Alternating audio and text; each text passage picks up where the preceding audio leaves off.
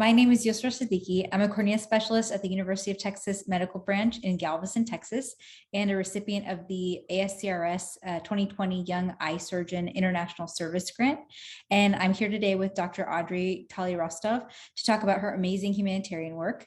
Dr. Rostov, could you start by going over the highlights of some of your humanitarian work for us? Great, thank you so much. I began my humanitarian work about 12 years back, and it was kind of a happy accident that occurred. Had been invited to go to India to be a keynote speaker at a couple of meetings, and my husband and I had planned to travel. We'd never been to India before and planned to take a few weeks off and found places for all our kids to go. We have three, and that was no small feat right there. And then sadly, right before we were going to go to India, a disaster struck, and there were the fatal bombings in Mumbai, as well as bombings in Ahmedabad. And so the meetings were actually canceled. However, since we had planned the whole trip, we are fairly intrepid travelers, and we decided that we would go anyway. And I knew that SightLife at the time was starting to foster an association with an eye bank in Kerala, in the south of India. And so I asked if I could be of any help, if I could add of any value. And they said, yeah, there's a surgeon there. She's the only surgeon for a catchment area of a couple million people, and she really wants to learn endothelial keratoplasty, at that point DSEC. She wanted to learn DSEC.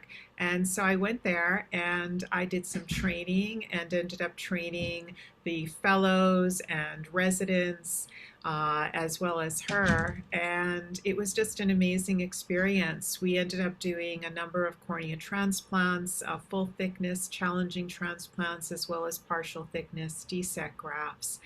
And I was really struck by how great the need was. There were so many unbelievably talented surgeons there, and a lot of it was the lack of resources to be able to go places and train, and also the bandwidth needed for all of the patients who are corneal blind there, as well as the bandwidth for training additional surgeons.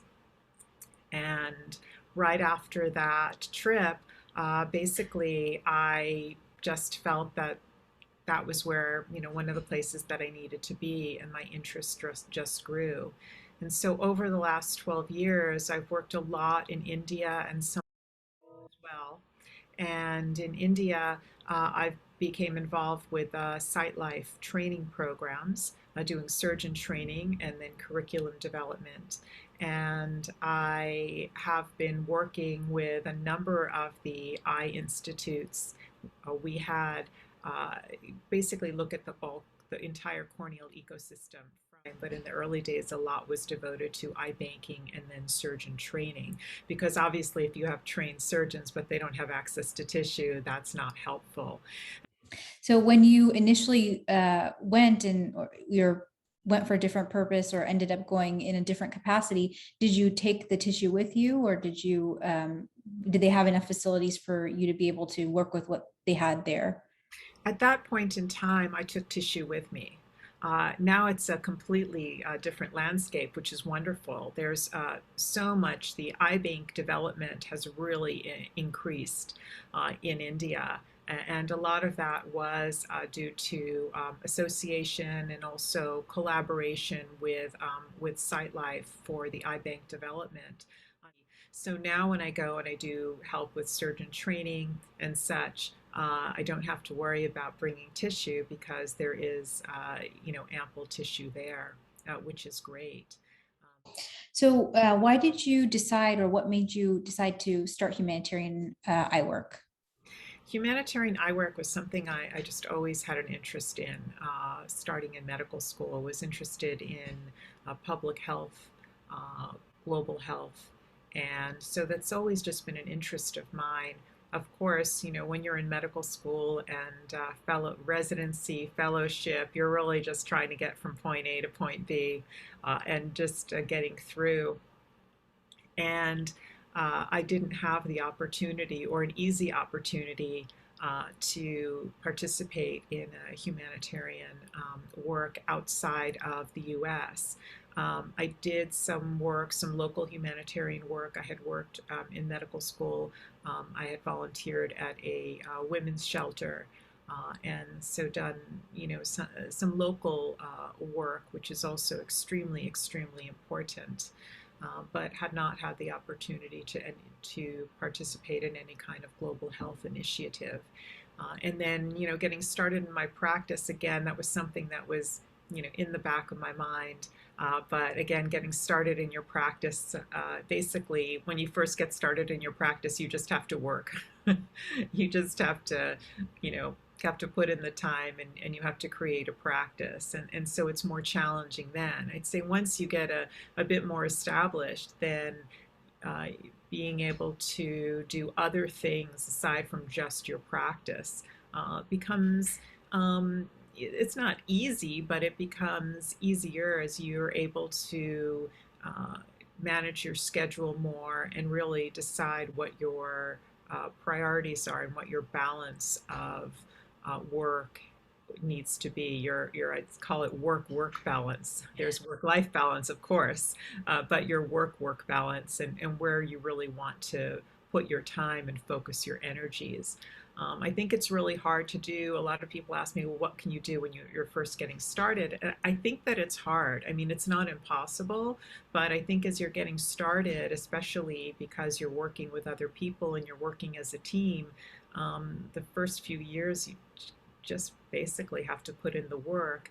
And then once you've kind of made your place a little bit more, you're a little bit more established, then I think you can also decide really where your interests lie and what your work balance needs to be.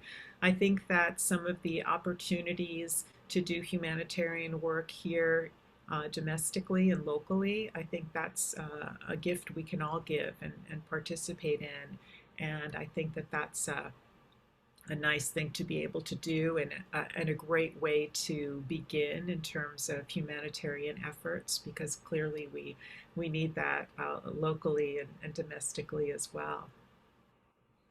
What do you find, and you touched on it a little bit with regards to COVID, but in general, what do you find as the most challenging aspect of humanitarian work? In COVID times or in general, Just in or general, maybe. honestly, one of the most challenging things is funding. It's being able to get funding. I mean, I volunteer my time. It's unpaid, of course, and I do put a lot of time and effort into it. But getting funding to support a lot of the programs, to create programs, curriculum, to get supplies if you're going to a more remote area.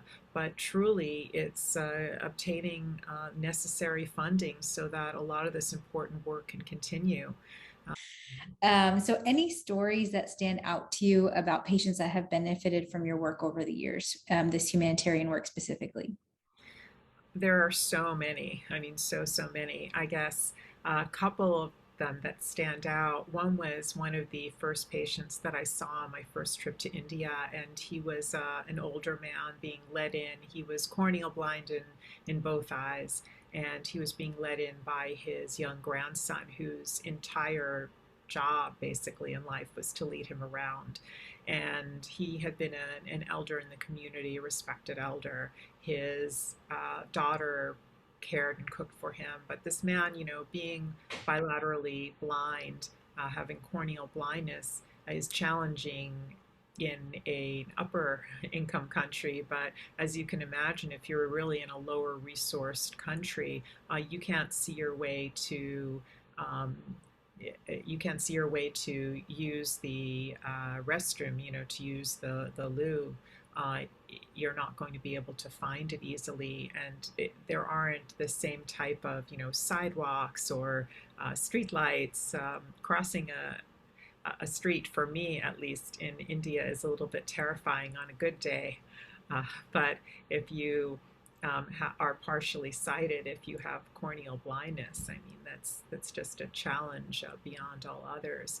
And so looking at this man being brought in, and then we ended up doing a combined cornea transplant and cataract surgery on him. And of course, he had, a cataract and a just terrible looking cornea. But the next day, even, he had ambulatory vision.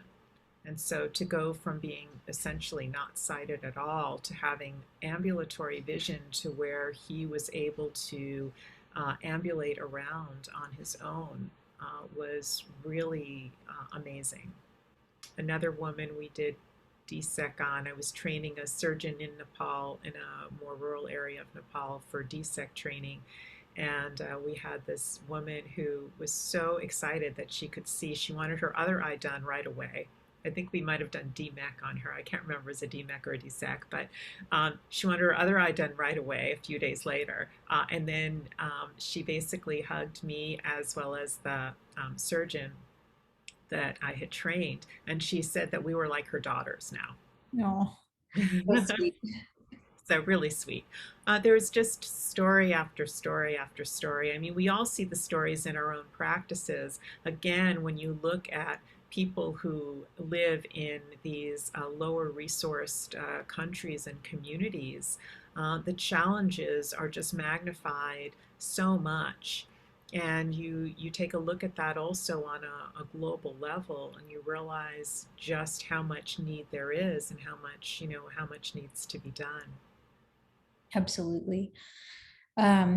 Any advice that you would give to someone just starting out in their career as an either resident, fellow, early career ophthalmologist who is interested in doing humanitarian work? Any pearls or things that you wish you had known when you were starting out? I guess it's part of it would be to get involved with some different organizations. And you may not be able to do a lot at first. As I said, part of the thing is just getting through.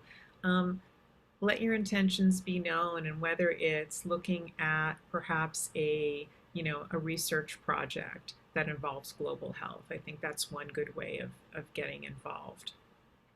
Looking at, again, humanitarian work on a more local or domestic level is another good way to get started. And I'd say those things would be, to give your, introduction, learning more about the global burden of blindness, and, reading, learning, and then again contacting different organizations to see how you might be able to either add value, learn more, or potentially as a resident or a fellow, maybe get involved with a research project would be a good first step, I would say. And then you just, you learn more about the global burden of blindness. Well, thank you so much. It was great talking to you and hearing about all of your amazing work. And thank you for taking the time out to speak to us. Great. Thank you so much. It was a pleasure.